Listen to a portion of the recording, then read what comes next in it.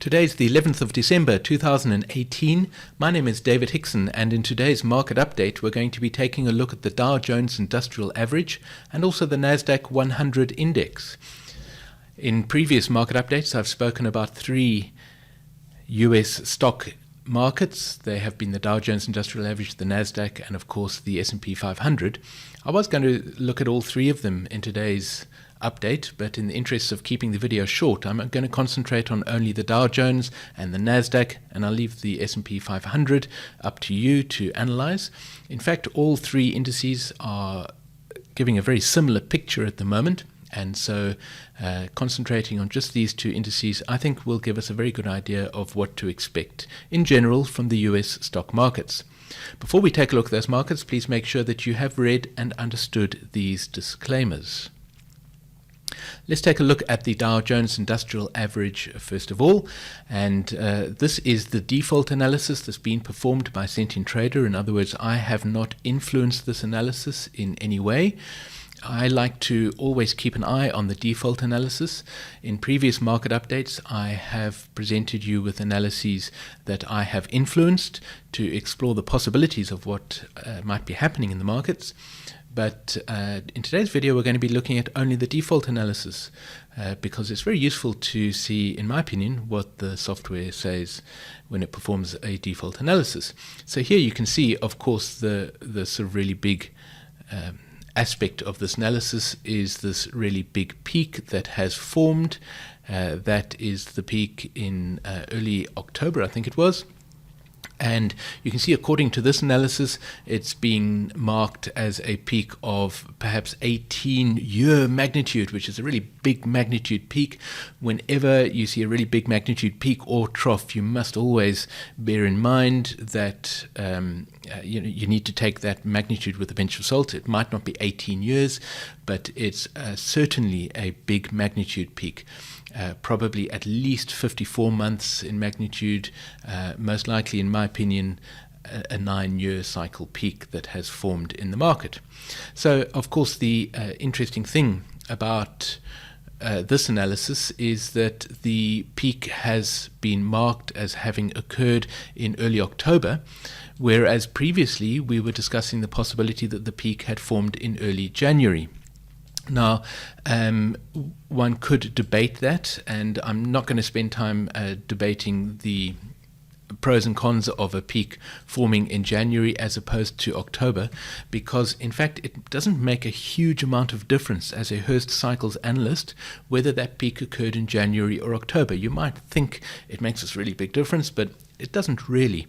That might come as a surprise to you if you are new to Hurst cycles, particularly if you are an Elliott wave analyst, because Elliott wave analysts, there are certain rules in Elliott wave analysis. For instance, price cannot in wave 2 exceed the level at which wave 1 started. So as soon as you get a very slight breach of a previous level, that breaks certain rules in terms of your Elliott wave analysis, depending, of course, what your analysis is.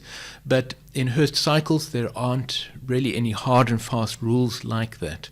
And so it is absolutely possible that the really big peak formed in January of this year, and that what we saw playing out from January until the beginning of October was in fact a 40-week cycle, because of course that is a 40-week cycle peak, and there's the next 40-week cycle peak. So that's simply a 40-week cycle between those two peaks. So we could debate whether the January peak or the October peak is the really big one, but it's not really very important in terms of the bigger picture. The main point, in my opinion, is that the markets are moving down out of a really big magnitude peak. As a matter of interest, this is a perfect example of the way in which stock markets tend to move, because they are influenced by cycles that are synchronized at their troughs, and those cycles are not necessarily synchronized at their peaks. And what we're looking at the top of this chart here is an illustration, if you like, of a peak synchronized analysis, which is not necessarily absolutely true, but it does help us to identify the positions of those peaks. And so the peaks that form in stock markets are very often very complicated. And you will often have the situation where you have 1, 2, maybe even 3 or 4 possibilities for the actual position for that peak. But the important thing is that, in my opinion, those longer cycles have turned down. And so therefore we have a building negative bearish pressure on this market. So let's have a look and zoom in a little bit and discuss what is now happening in this market. The price has dropped out of the October high level and it's moving down into this nest of lows. So you can see that we're expecting that's a 20-week trough over there, but it's also synchronous with this 40-week trough, which is a bit displaced, and this 18-month trough. So we've got what's called a staggered nest of lows. It's an 18-month cycle trough that this market is heading down into. When you have a staggered nest of lows, of course, we expect the trough to form somewhere within this range of time, which is not really very helpful. But what is more helpful is that we have a more sort of neater nest of lows just up to the 20-week level.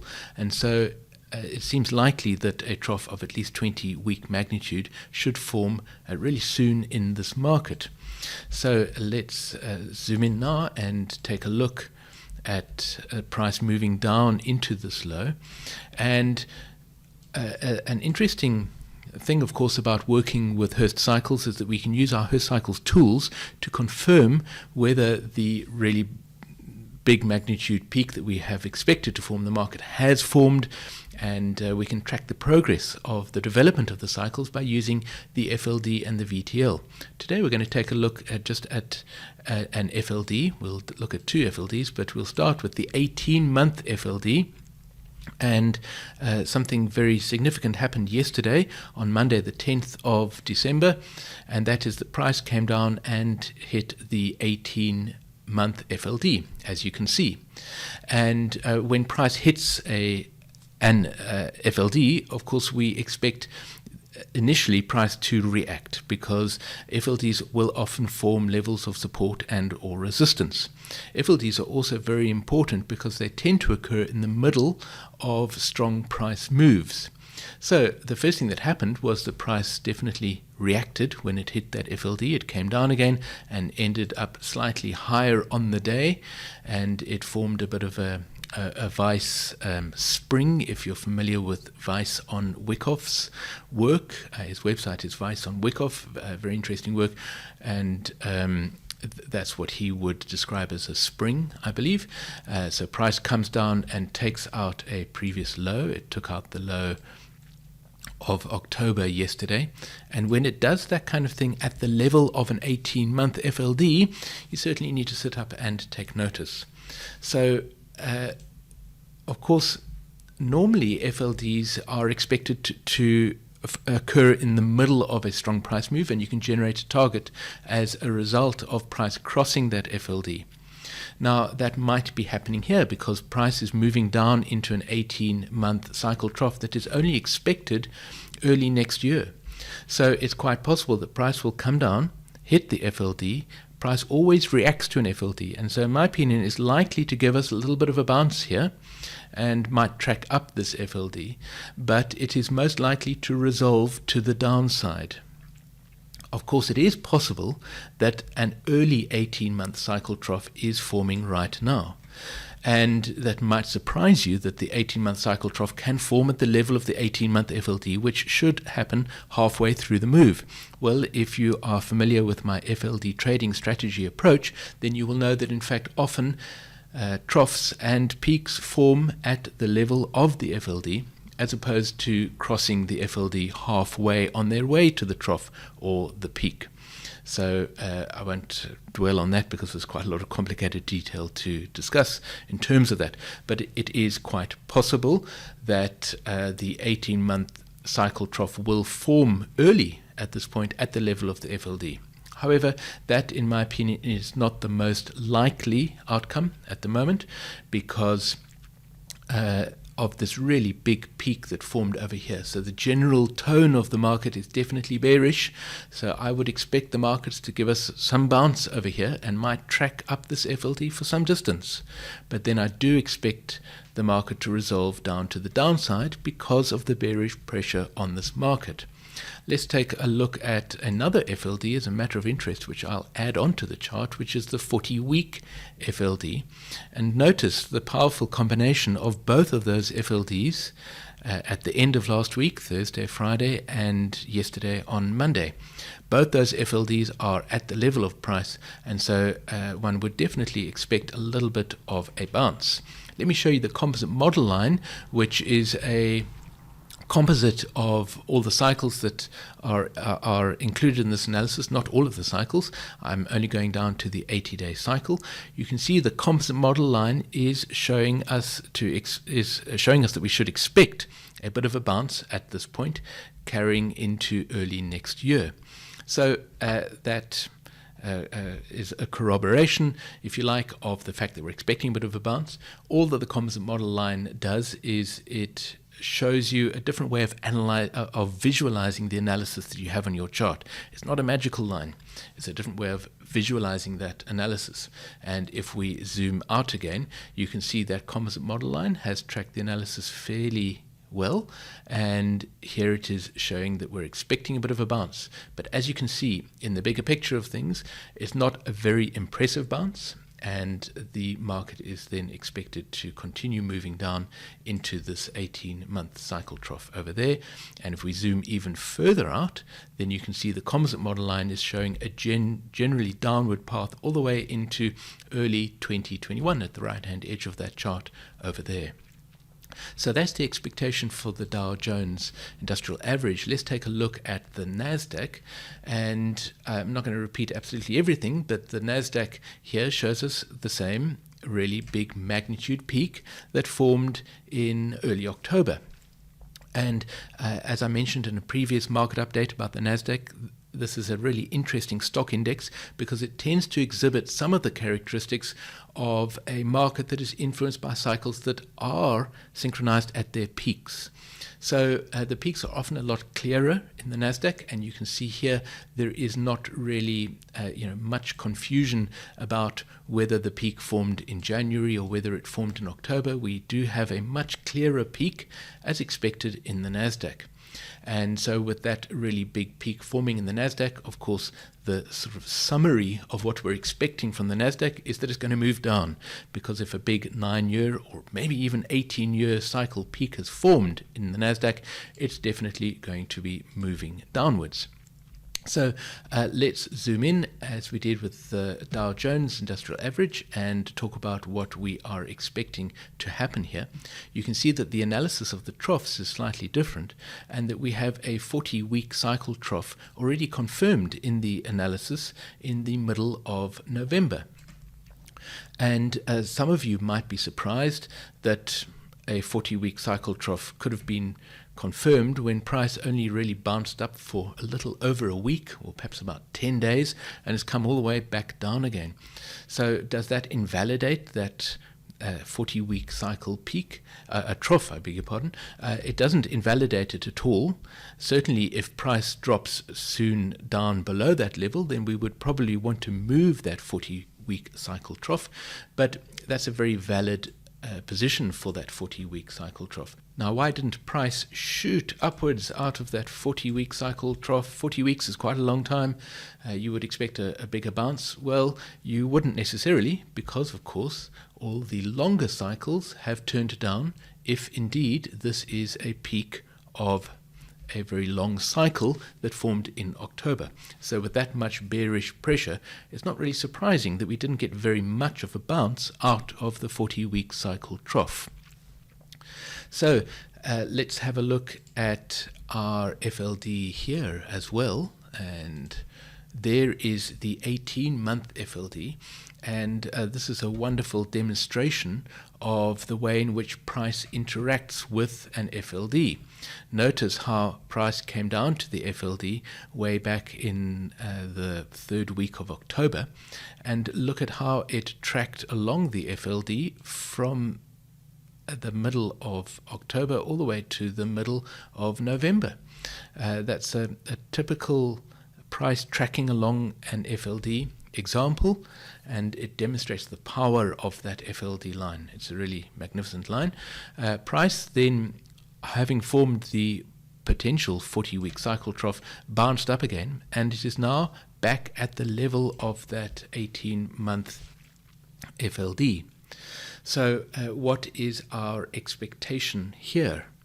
Well, again, of course, an FLD will usually happen sort of halfway on the move down to the 18-month cycle trough. So the 18-month cycle trough, you can see the whisker line for the 18-month cycle trough. It's only expected in several months' time, and we'll zoom out in a moment to define exactly when that 18-month cycle trough is expected. But as price is expected to cross down below this 18-month FLD, I am expecting it to resolve below the 18-month FLD for it to move down to that 18-month cycle trough. However, it is quite reasonable to expect it to price to bounce off the 18-month FLD at this 40-week cycle trough. So I would not be surprised to see a bit of a bounce up here in the Nasdaq as well. So we have exactly the same situation as we do in the Dow Jones Industrial Average, although the cycle magnitudes are slightly different. We are definitely, or I am definitely expecting a bit of a bounce here, but we mustn't forget this big ominous peak that formed recently in the market, which is giving us a generally bearish overtone to the market direction. Let's take a look at our composite model line, which will show us the summary of what the analysis is telling us to expect. Bear in mind the composite model line is based upon the analysis. So if this analysis is not correct, the composite model line will also not be correct.